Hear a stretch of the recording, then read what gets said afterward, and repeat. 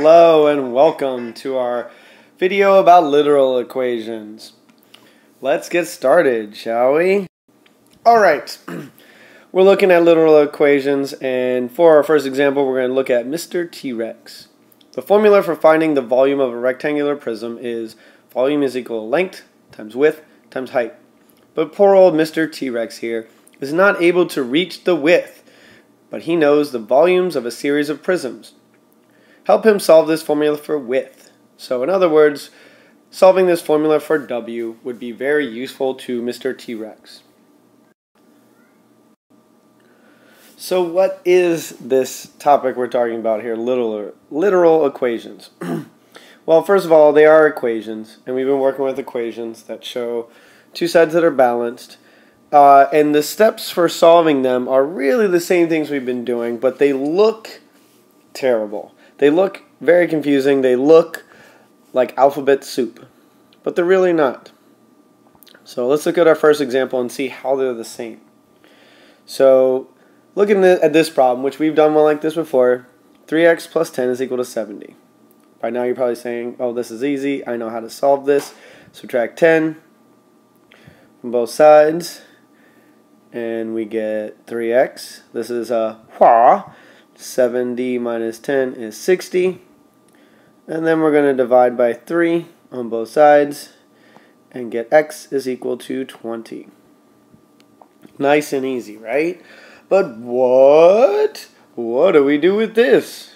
We're still trying to solve for x, which means x is the thing that wants to be left alone. So imagine as whatever variable you're solving for is like a just mean, horrible, stinky variable, and all the other numbers and variables want to get away from that variable. Like for instance, the 7y. It wants to get away from the x, and the only way to do that, to get to the other side of the equation, is by doing the opposite. Whereas here, we just subtracted 10 from both sides. What we're going to do on this side is we're going to subtract 7y. We're not trying to find what y is. We're just trying to move it to the other side. So here we have a hua, and on this side we have 3x, and you're like, yeah, okay, I knew that. But then when you have 5z minus 7y, I thought those weren't like terms. Well, the answer is, yeah, you're right, they're not. So what we do is just bring it all down and collect it. So it's 5z minus 7y. And then what do we do on this side? Well, we divide it by 3. So that's exactly what we're going to do here. We're going to divide by 3. And whatever you do to one side of the equation, we're going to do the other side, but we're going to divide everything by 3. And what we're left with is, this is a hua, and we have x on this side. And what does x equal? Well, it just equals 5z minus 7y over 3. And that's good enough for our answer. We have solved for a specific variable, so if you had a bunch of calculations that you had to do, where all you had to do was type in, this to solve for x, it would be very easy. So that's why we do this, solving literal equations. Plus, of course, it's the logic to understand what you have to do to undo all the other operations to get the one variable by itself, the stinky x. Okay, so let's try. Oh, and let's not forget about our Mr. T-Rex. He wants to solve this formula for width. Well, we have volume is equal to length times width times height. Remember, W over here is a stinky variable, wants to be left alone. So the operations we are doing to this W is we are multiplying it by L and we are multiplying it by H. We can do two things at once. We can undo that multiplying by L and undo that multiplying by H by dividing by both L and H. Alright, so if we divide this L and L, that's going to give us 1. H and H, that's going to give us 1. And we'll have W by itself, which is what we wanted. But remember, it's an equation. So we have to, whatever we do on one side, we have to do on the other side. We're going to divide this side by L times H. So let's put it all together. What's left? We have a W. We have volume divided by L times H. So if you wanted to figure out the width, all you'd have to do is take your volume and divide it by the length times height, and that would calculate the width. And that's what we were looking for. You could have solved for h, you could have solved for L, same steps. Make sense? Okay, so here's a few examples. And they get a little bit more complicated, so we'll look at some of these more complicated ones. A squared plus b squared equals c squared. Anyone ever heard of that equation before? Very famous. But let's just say in this case we want to solve for b. So we have c squared almost by itself, but we want to get this b squared by itself. Sometimes it helps if you underline the variable you're talking about that we want by itself, that stinks, that everyone hates, that wants to get away from. And we're going to do the opposite of everything we're doing to this b squared. So a squared plus b squared. A squared is positive, right? We want to undo that and get it to the other side, so we're going to subtract a squared from both sides. What we're left with then here is a hua. Then we have b squared, and we have c squared minus a squared. Are we done yet? Is b by itself? It says to solve for b. Well, not exactly, because of this exponent here. Whoops, that's the wrong button. Because of that exponent right there. We need to get that b by itself. So think about what b squared means. B squared means b times b. The opposite of that would just be what number times itself would give you that number. Or we know that also as square roots. So if you take the square root of b squared, you end up with b. If you take the square root of c squared minus a squared, well, we don't know yet. They're not like terms. So we have to stop. Now I will say this. The good thing about our literal equations, for those people that maybe were confused about solving regular equations, is that really you have less math to do. You just move things all to one side and there's your answer. So b is equal to the square root of c squared minus a squared. Next, we have surface area is equal to 2 pi r squared plus 2 pi r, and we are solving for h. Seem kind of difficult? Well, it would be solving that since there's no h in the equation, but it's okay. I missed that. Let's just solve for h. This is where the h is supposed to be in the formula for a surface area of a cylinder.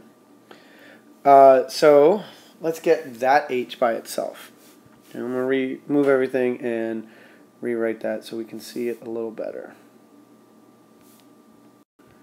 Alright, so again, there it is. That's the stinky variable that we want by itself. So, okay, there's a lot going on here.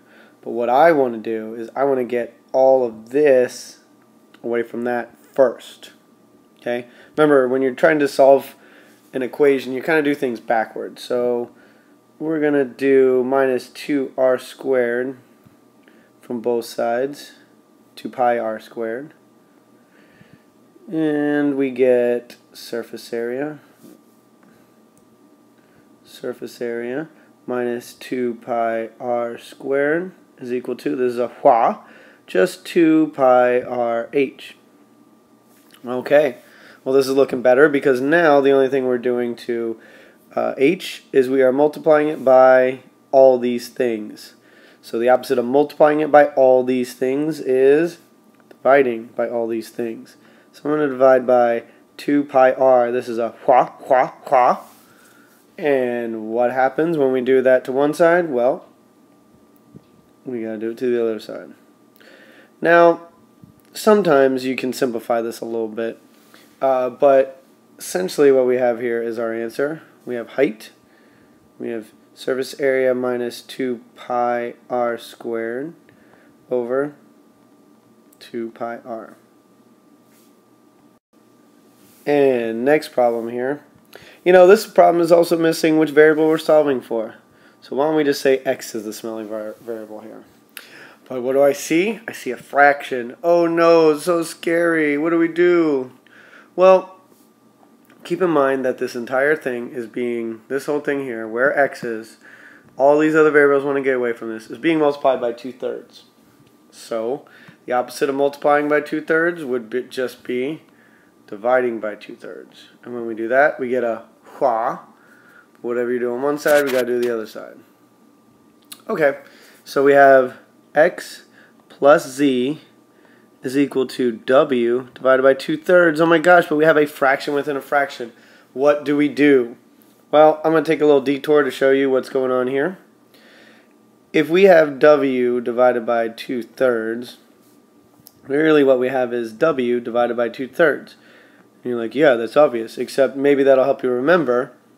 The way we handle dealing with dividing fractions is a keep, a change, and a flip, or you just remember to multiply by the reciprocal. And that's a little bit easier to look at because now we don't have a complex fraction. We can just multiply across, and we have w times 3 is 3w, or w times 3 would be w3, but generally you write it like this.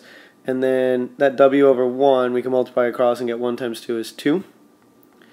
So we get 3w over 2 is equal to x plus z. That's much better to look at. So is x by itself yet? What we need to do is get rid of this. So how to get rid of that z? Let's just subtract by z on both sides. There's a hua, and we get our final answer here. X is equal to 3w over 2 minus z. Beautiful. Okay, so maybe a little bit confusing at first, but let's try a few. Start with an easy one. A times b is equal to c, solve for b. Then try y equals mx plus b. Then we can try a more complicated one. Alright, hit pause, give those 3 problems a try. Again, solving for whatever specific variable it says. Okay, hit pause. Alright, these are the answers you should have got. What do you think? Confusing? Possibly. We will discuss in class. Bring all your questions or any things that you might not understand to class, and we will go over it. Appreciate all the hard work, guys. Keep it up, and I will talk to you later. Bye-bye.